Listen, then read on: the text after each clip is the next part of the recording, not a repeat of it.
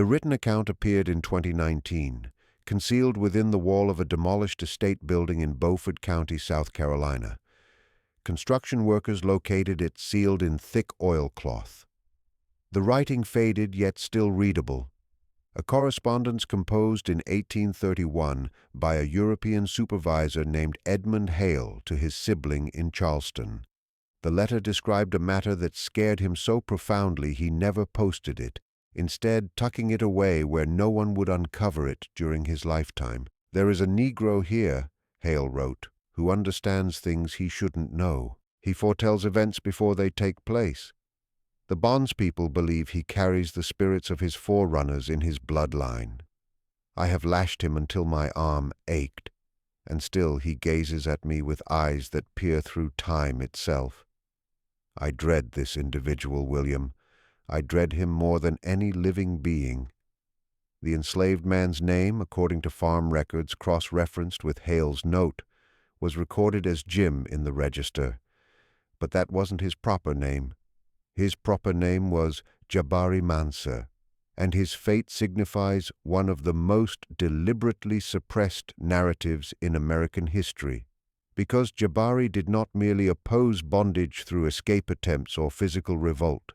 He resisted through something much more perilous to the system that held him captive. He refused to let them seize his intellect. What you are about to discover has been hidden for almost 2 centuries. The documentation was ruined, the observers silenced, and the account itself was regarded as too risky to uphold. But small parts remained. Court papers, auction slips, letters like Hale's that were secreted away instead of destroyed. Testimony from enslaved individuals collected decades after freedom by researchers who comprehended that oral stories held truths that official records purposefully omitted. And when you assemble these pieces, they disclose something that farm owners in the 1800s knew but could never publicly acknowledge, that the most dangerous slave was not the one who fled or fought, but the one who remembered. Jabari Mansa arrived in Charleston Harbor in August 1807, 1 month before the law forbidding the transport of slaves would formally terminate the legal Atlantic slave trade to the United States. The vessel was the Henrietta Marie, a Portuguese ship that had sailed under Spanish registration to avoid increased British naval patrols. Records indicate 312 Africans boarded that ship on the coast of contemporary Senegal. 127 survived the journey. The others were thrown into the sea, their remains feeding sea predators that learned to track slave ships across the Atlantic like scavengers following a military force. But we are not commencing there. We are commencing 37 years later, in 1844, with the occurrence in the forest outside Beaufort, when Jabari performed an action that would be probed by 3 separate court examinations and eventually lead to laws specifically designed to prevent anyone from ever repeating it. The incident concerned 12 bondspeople from diverse estates who gathered in secret on a Sunday evening. What they engaged in during that meeting relies on who is recounting the tale. The white authorities asserted it was a voodoo ritual meant to put a curse on farm owners. The enslaved community stated it was instruction that Jabari was conveying knowledge that had to endure. But everyone agreed on one fact after that night. 2 of the white men who found the assembly slowly lost their minds, speaking in tongues they'd never learned, describing locations they'd never seen. They were unable to separate their own recollections from visions of events that had yet to transpire. The legal system called it delirium. The enslaved people called it fairness. And Jabari Mansa, when interrogated under torture about his actions, stated only this: "I demonstrated to them what we recall, and memory is a weapon they cannot capture. To grasp his meaning, you must grasp where Jabari originated from and what he brought with him that proved more menacing than any blade or firearm." The Wolof Kingdom, in what is now Senegal, maintained a spoken heritage reaching back centuries. They possessed griots, master narrators who had memorized the entire past of realms, the family tree of ruling dynasties, and the wisdom gathered over generations. These men were not merely performers, they were functioning archives. Their thoughts held data that would require years to transcribe if someone had put it in writing. But the Wolof purposefully kept this information spoken because written records could be ruined, taken, or modified. Human recollection, deliberately trained and focused, proved more dependable than any official file. Jabari's grandfather had been a griot, not the foremost rank, but revered enough that his family held distinction. They were not royalty, but they were neither farmers nor common laborers. They existed in that intermediate level of African culture that white slave traders deemed most profitable, educated enough to be useful, but not powerful enough to be safeguarded. When French and Portuguese merchants set up their outposts along the Senegalese shore, they compensated local leaders to supply captives from this precise social category. Intelligent enough to be helpful, isolated enough to be dispensable. Jabari was 17 when the attackers arrived. This was not a random assault or village raid. This was commerce. The local chief, whose identity history has conveniently erased, had finalized an agreement to provide 50 young males to a Portuguese trader named Valentim da Silva. The agreement outlined ages between 15 and 25, physically robust, no apparent illnesses or deficiencies.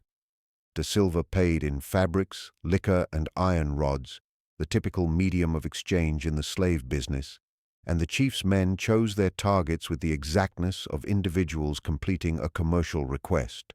They apprehended Jabari during the dry period when young males journeyed to fishing hamlets near the coast to exchange merchandise.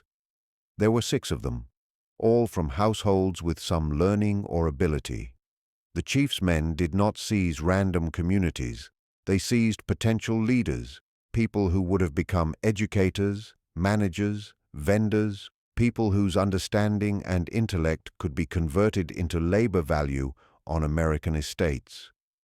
The holding structure near the coast was a rock citadel the Portuguese had constructed specifically for handling human cargo. It wasn't a correctional facility in the typical meaning. It was a depot. The captives were restrained in large chambers, provided minimal sustenance and fluid, and maintained alive just long enough to be moved to the vessels waiting offshore. During those 3 weeks in the fortification, Jabari observed as the mental demolition began before the physical transit even started. Some prisoners collapsed instantly, retiring into an immobile quiet. Others became aggressive, assaulting the guards, even if it meant instant demise. But most behaved as Jabari did. They observed. They committed facts to memory. They tried to comprehend the framework that had consumed them so they might discover a method to endure or exploit a weak point. This was not heroic. It was efficient. Soldiers who did not examine their rivals perished quickly. During those 3 weeks, Jabari encountered a man who altered his comprehension of what opposition could signify. The man was older, perhaps 40, and had been a griot of much greater standing than Jabari's grandfather. His name was Boubacar, and he'd been captured, purposefully taken because a rival political group had sold him to Portuguese merchants to eliminate his impact. Boubacar grasped something that Jabari at 17 had not completely understood yet. They were not just stealing people's bodies. They were striving to eradicate cultures, dialects, entire civilizations' worth of accumulated wisdom. "Pay attention to me carefully," Boubacar said during one of the scarce moments when the guards were not observing. "They will attempt to make you forget your designation. They will attempt to remove your communication. They will beat you until you accept you are what they name you. But if you can keep your recollections whole, if you can safeguard what you understand about who you were before they seized you, you possess something they cannot obliterate. Memory is not frailty. Memory is the only defense that withstands every torment." This was not an address about optimism or eventual liberty. Boubacar was too realistic for that. He was instructing a precise endurance skill, the preservation of self through careful memory exertion. The way a griot memorizes thousands of lines of heritage, Jabari would need to internalize everything about himself that the system of bondage would attempt to wipe out. His family's lineage, the terrain of his native country, the narratives his grandfather had shared with him, the flavor of provisions he'd consumed, the tone of his mother's voice, the particular way sunshine appeared at daybreak over the Senegal River. "They will seize your liberty," Boubacar proceeded. "They will seize your form, but your intellect remains your own until you surrender it. And if enough of us decline to yield, if we continue recollecting and teaching what we recall, they cannot completely triumph. They can hold us in bondage, but they cannot delete us." 3 days later, Boubacar expired. The formal cause was recorded as dysentery, but the other prisoners realized the truth. He had simply ceased striving to survive, his body quitting, even though his intellect remained sharp until the finale. Before he died, he made Jabari swear to a specific thing: "Remember everything, not only your personal story, but mine. My name was Boubacar Dio, descendant of Madou Dio, griot of the Wolof court. I was born in 1767 during the reign of," and he recited his full ancestry stretching back 7 eras. Jabari committed every word to memory. When the Henrietta Marie departed the African shoreline with its cargo of 312 captives, Jabari carried something in his mind that the ship's commander, Antonio Fernandez, would never know existed. He held full genealogical records of 2 Wolof families, spoken accounts of Senegalese kingdoms, and the organized comprehension of how to protect memory under conditions intended to demolish it. This information would prove far more lethal to American slavery than any weapon. The Middle Transit was exactly what you have read about in every description of the slave trade.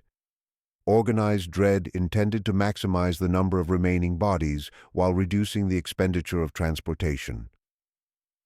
Jabari was chained in the storage compartment for 11 weeks, his motion so constrained that muscles weakened. The ship's physician, a man named Dr. Henrik Costa, maintained thorough journals of the journey. These logs remained and were later obtained by abolitionist investigators. They make for unsettling reading, not due to any detailed depiction of brutality, but because of their emotionless detachment. Day 23. 5 Negroes passed away during the night, likely from dysentery. Tossed bodies overboard at sunrise. Day 30. Storm damage to forward storage area. Fluid contamination impacting roughly 40 Negroes. Anticipate mortality rise. Day 47. Sickness spreading in a compartment. Segregated sick Negroes to prevent broader infection. 12 perished. Day 66. Provision stockpiles adequate. Fluid stockpiles reduced but ample for estimated arrival day. What these journals do not document is what transpired in the minds of the people shackled in that gloom. The psychological obliteration that results from prolonged sensory deprivation, the stench of death and excrement, the sounds of individuals losing their sanity, the awareness that you are being moved to something worse than this torment. But Jabari possessed Boubacar's lesson. During those 11 weeks, while his body deteriorated almost to death, his intellect engaged in an action of defiant preservation.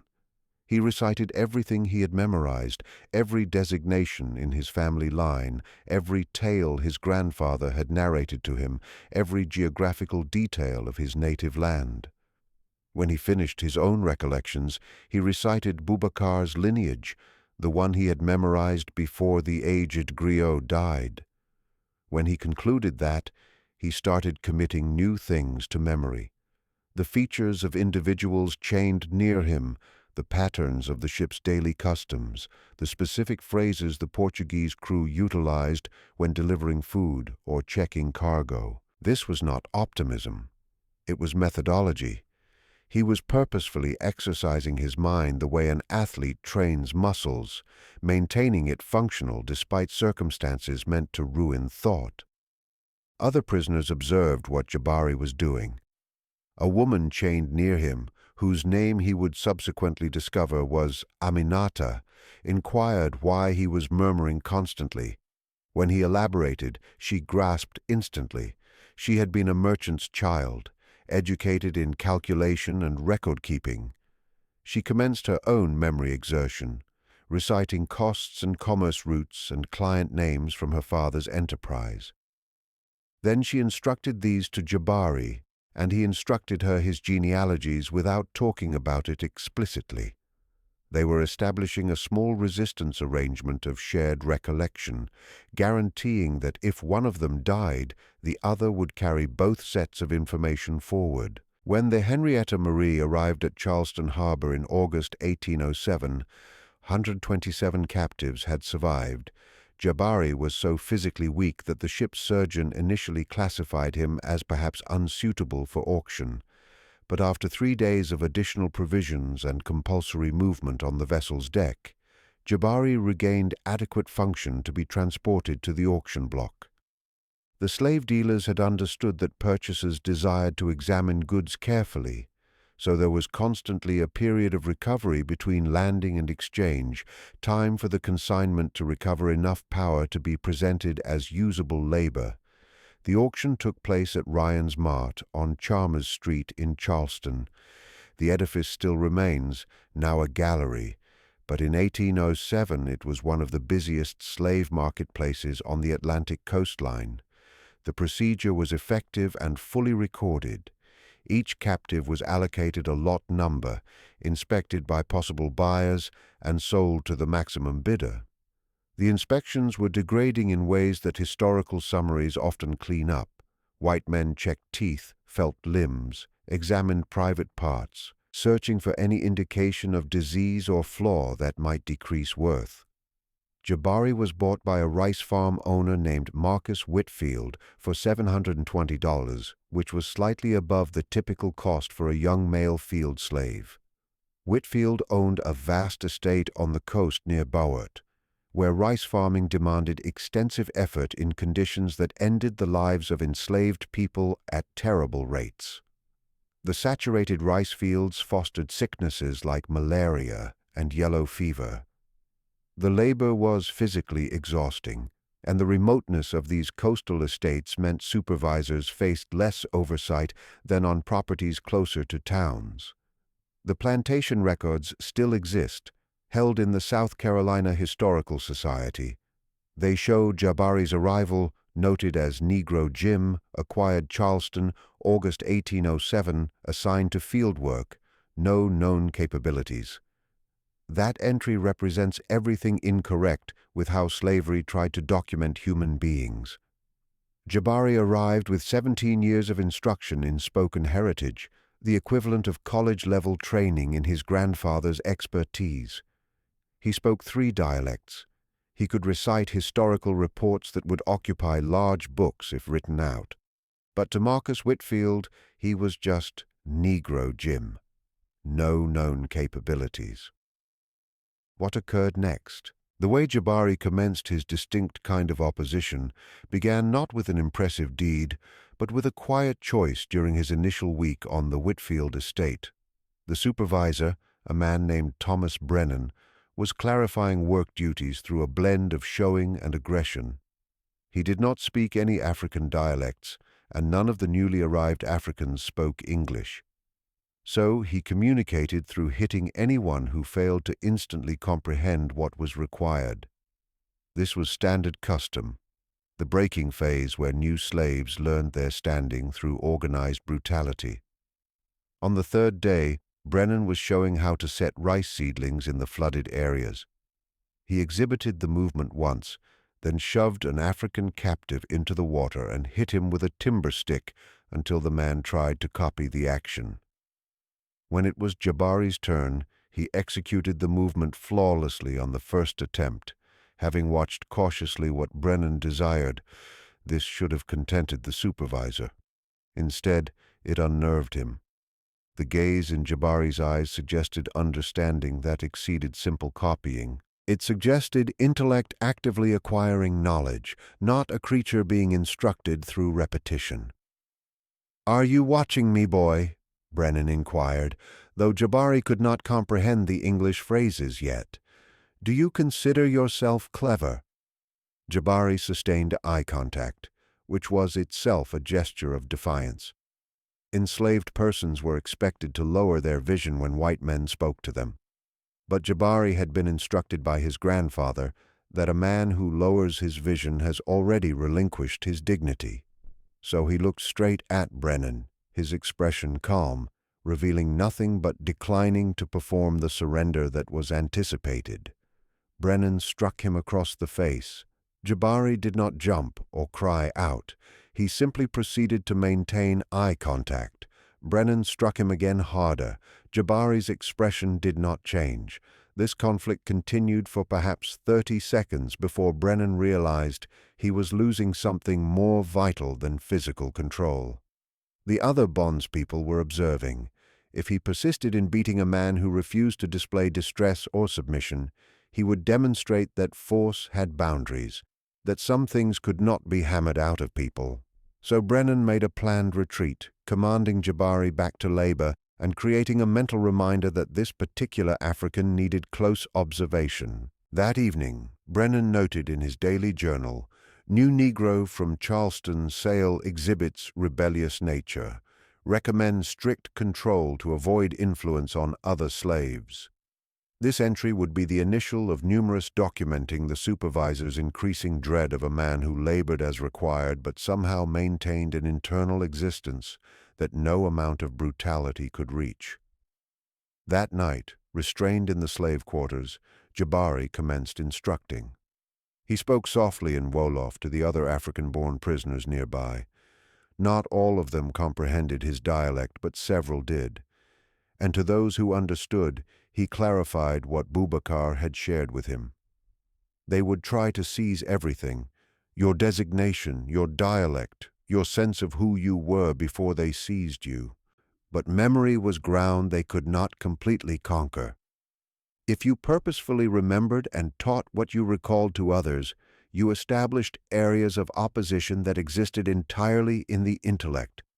"My name is Jabari Mana," he stated, descendant of Wame Mansa, grandson of Fode Mansa, who was a griot of the Wolof people. I was born in, and he recited his full lineage the same way he had been rehearsing during the Middle Passage. Then he recited Boubacar's lineage. Then he requested each person there to tell him their proper names, where they originated from, and anything they recalled about their households. And he committed every word to memory. This was how it began. Not with an escape attempt or a fierce revolt, but with the systematic preservation of identity through shared recollection. Within 2 weeks, there were 15 people on the Whitfield estate involved in this habit. They would labor in the rice areas during the day, performing the severe work required. But at night they recited their pasts to each other, forming a joint collection of African identity that resided only in their thoughts. Marcus Whitfield had no idea this was occurring. Neither did Brennan. They saw slaves who followed orders and executed their tasks. They did not see the evening gatherings where individuals spoke in African dialects, safeguarding information that the plantation system assumed would perish with the first generation of African-born captives. They did not understand that opposition could take forms that looked nothing like rebellion. And they certainly did not expect what would happen when Jabari started teaching the young ones. The Whitfield estate had roughly 80 enslaved people, including children born there to African mothers and American-born fathers. These young ones grew up speaking English as their main language, Christianity as their sole faith, and farm life as the only reality they understood. From the white viewpoint, second-generation slaves were perfect. They had no direct recollection of Africa, no substitute cultural structure, and could be shaped entirely by the estate system. But Jabari recognized these children as the actual battleground.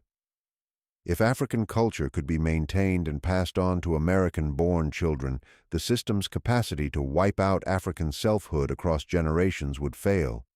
So he started a patient, organized plan of instruction that would take years to show outcomes, and decades to reach its full dangerous capability.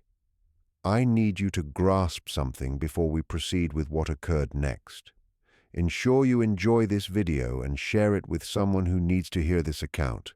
Leave a remark telling me your location and subscribe, because what happens next in Jabari's narrative is more intense than anything we've discussed so far. The instruction occurred in pieces, never in manners that white supervisors would recognize as teaching. Jabari would be working in the rice areas next to a 10-year-old child born on the estate, and he would say, apparently to himself, but loud enough for the child to listen, "In my native land, we called this vegetation something else. We called it malo. And the method we prepared it for consumption was," and he would detail precisely West African culinary techniques while appearing to merely converse with himself while working. Or he would be walking past the children's quarters in the evening and pause to tell a story, presenting it as amusement. "Let me tell you about a warrior named Sandiata," he would say, and then narrate the grand story of the Mali Empire's creator, a story his grandfather had shared with him.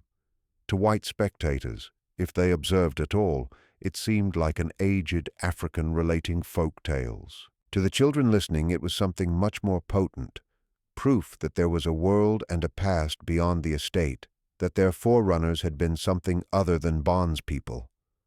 The plantation framework had a fatal defect incorporated into its foundation. It required treating enslaved people as goods rather than human beings, which meant white proprietors rarely paid attention to the intricate social and cultural existences that enslaved communities established in their private areas. As long as tasks were completed and no obvious revolt took place, supervisors did not bother themselves with what slaves discussed among themselves. This lack of insight created chances for opposition that the system's designers never foresaw. Within 5 years of Jabari's arrival at the Whitfield estate, something remarkable had taken place. Roughly 30 people, including 15 children, could recount substantial sections of West African spoken history. They understood the family trees of multiple households. They could speak simple phrases in Wolof, Mandinka, and Fulani dialects that most of them had never heard before Jabari's instruction. And most perilous of all, they comprehended that their enslaved condition was not an organic state, but a crime committed against them by individuals who had no moral authority to their labor. This final point was what truly frightened white estate owners when they eventually found out what was happening. The system relied on enslaved people internalizing their lower standing, believing on some level that their captivity was divinely ordained or naturally acceptable. Education that clearly taught differently was more hazardous than any weapon because it weakened the psychological groundwork that made widespread enslavement possible with relatively little physical aggression. Marcus Whitfield did not detect the alteration initially, but Thomas Brennan, who spent every day directly overseeing fieldwork, started to sense something changing in the estate's social dynamics.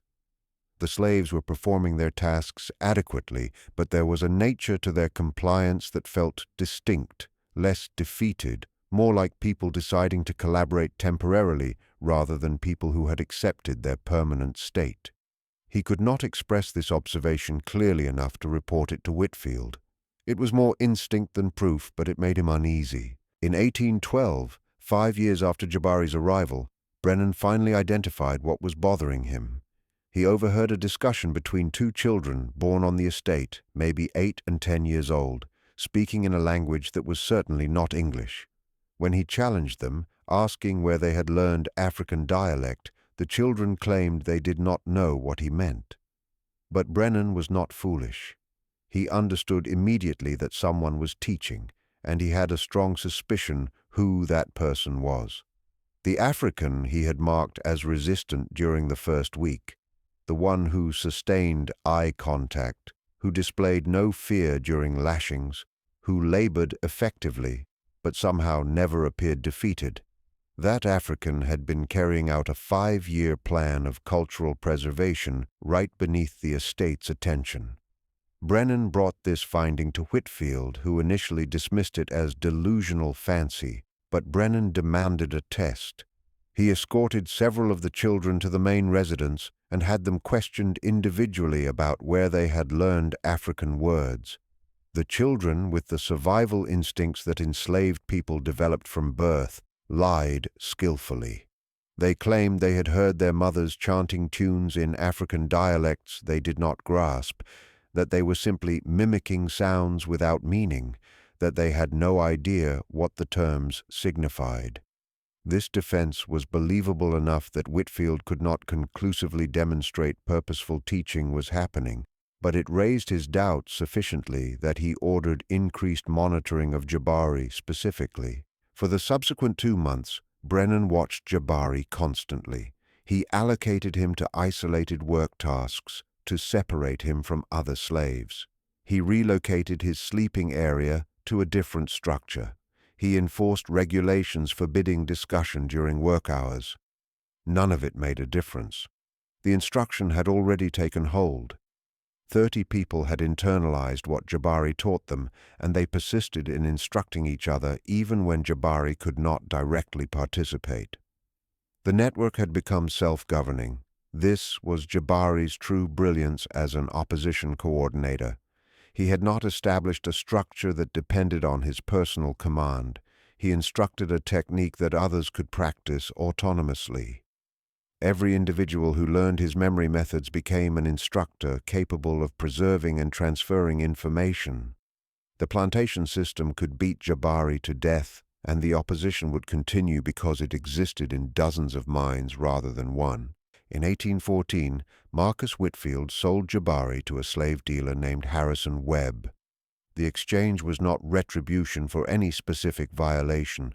Whitfield simply wanted this particular African off his land. He had become persuaded, without being able to prove it, that Jabari's presence was somehow contaminating the other slaves, making them less controllable. Better to sell him at a minor loss than risk whatever sway he was exercising. The transaction separated Jabari from the community he had spent 7 years establishing. This was one of slavery's most potent weapons, the persistent danger of family separation and forced relocation that prevented long-term organization. But Jabari had foreseen this possibility. Before the exchange occurred, he had spent months preparing the others for his departure. "Memory does not require my presence," he told them. "Everything I have instructed you lives in your thoughts now. Teach your young ones. Teach anyone who listens. And if we never see each other again, we are still linked through the information we share." Harrison Webb managed what was called a slave coffle, a moving detention line that transported enslaved people from coastal regions to internal estates where demand and prices were greater. Webb's business strategy was simple and harsh.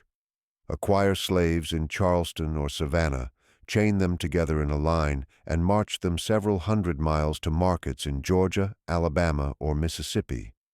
The trek typically required 6 to 8 weeks and killed roughly 10% of the goods through sickness, trauma, or fatigue.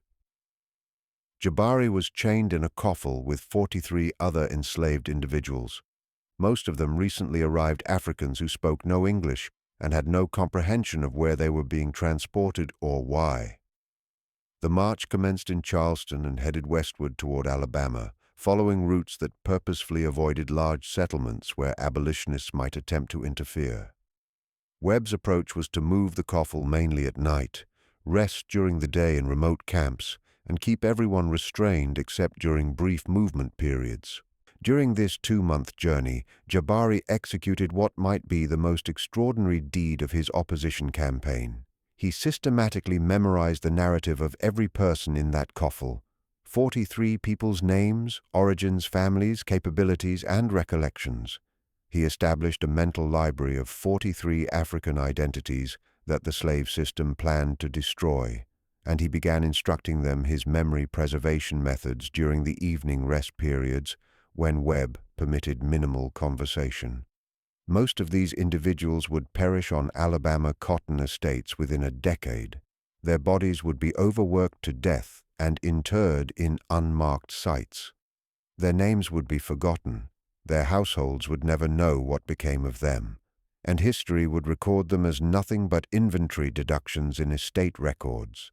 But for 2 months in 1814, they had someone who listened to their accounts and remembered, someone who treated them as complete human beings with pasts worth preserving. And many of them learned enough of Jabari's techniques to carry that practice forward, establishing small groups of opposition on whatever estates they ended up at. The coffle reached Montgomery, Alabama in October 1814. Webb sold most of his goods at an auction there, but Jabari and 7 others were moved an additional 100 miles to a cotton estate owned by a man named Samuel Crawford. Crawford's estate was vast, even by Alabama measures. Almost 3,000 acres worked by over 200 enslaved people. The size was astonishing. This was not a small farm. It was an industrial enterprise that processed human beings into cotton with mechanical effectiveness. The circumstances on Crawford's estate were clearly worse than what Jabari had endured at Whitfield's rice operation. Cotton farming demanded labor all year. During planting season, enslaved people worked 16-hour days preparing areas and setting seeds. During growth season, they maintained fields through constant weeding and pest elimination. During collection, they picked cotton from daybreak until they literally collapsed from weariness, with daily targets that increased every year as supervisors developed more efficient exploitation methods. And during processing season, they ginned and baled cotton in circumstances that permanently harmed lungs from cotton fiber breathing. The estate's supervisor was a man named Jacob Reeves, and he managed the operation with a degree of organized brutality that made Thomas Brennan seem mild by comparison. Reeves had formed a concept that maximum output came from keeping slaves in a constant state of dread just below the point of rebellion. He maintained thorough documentation of every enslaved person's production, penalized anyone who failed to meet targets, and conducted random lashings to ensure that even high performers never felt secure. His journals, which somehow endured, and are now stored at Orin University's archives, make for truly distressing reading, pages and pages of calculated cruelty, documented with the same focus on detail that a scientist might give to an experiment. Jabari's arrival at Crawford's estate happened to align with an event that would solidify his standing among the enslaved community there. During his first week, a young woman named Sarah collapsed in the cotton fields from heat fatigue. Reeves's response was to have her dragged to the edge of the field and lashed for faking illness, a common penalty intended to deter other slaves from trying to evade work through invented sickness. Jabari, who was working nearby and had observed Sarah's collapse, stated something that none of the other slaves had ever heard an African say to a white supervisor. "She requires water and cover. She will perish otherwise." Reeves turned to Jabari with a look of true surprise. New slaves, particularly African-born ones who barely spoke English, did not offer medical evaluations or instructions to white men. The social arrangement demanded absolute respect, by speaking at all without.